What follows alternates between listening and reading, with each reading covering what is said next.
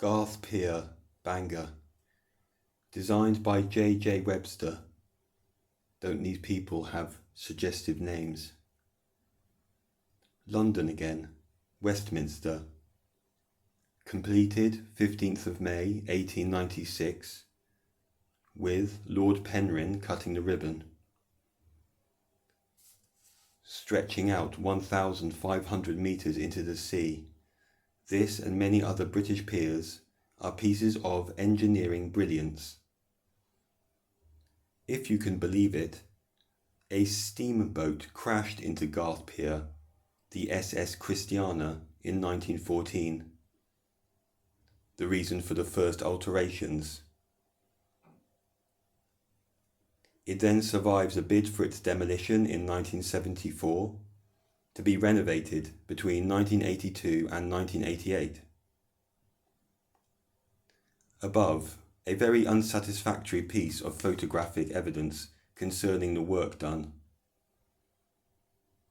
Below, the year 1900, appearing much the same as in 2000. Building a platform on water to this quality and usability isn't something that anyone even attempts anymore. Reference Southend Pier, 1.35 miles long. Ryde Pier, Isle of Wight, that has a rail on it, or Brighton Pier, with amusement park complete with roller coasters.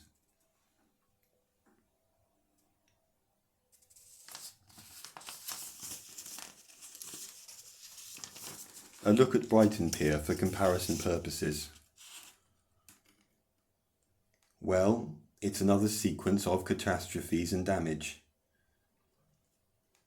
You would think something would be built to deal with different weather conditions, but the claim is that the 1823 Chain Pier is wiped out in a storm.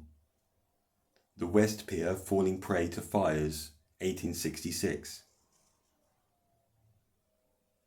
There's even an account of how the Chain Pier almost damaged the new one in collapsing, which officially opened 1899, taking just 8 years.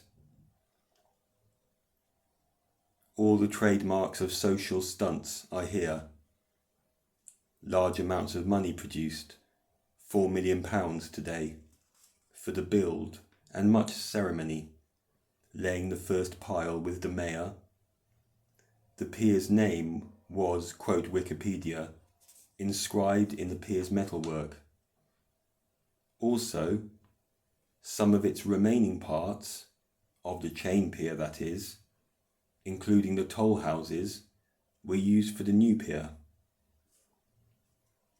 Another ingenious get-out. Moving ahead to 1973, a maritime accident. A barge that became dislodged damages part of it, including the theatre, which is then shut down, quote, removed 2 years later. It is hard not to notice the patterns in the timelines. What of the general history of Bangor? Despite the slow-going development in the 1700s, it had been a monastic centre since the Romans, as archaeological evidence proves, through the monastery, which, according to the Annals of Ulster, was burnt down. Dates of AD 540 to 769 are forwarded. A graveyard shows it was definitely a settlement of some standing between 781 and 1019.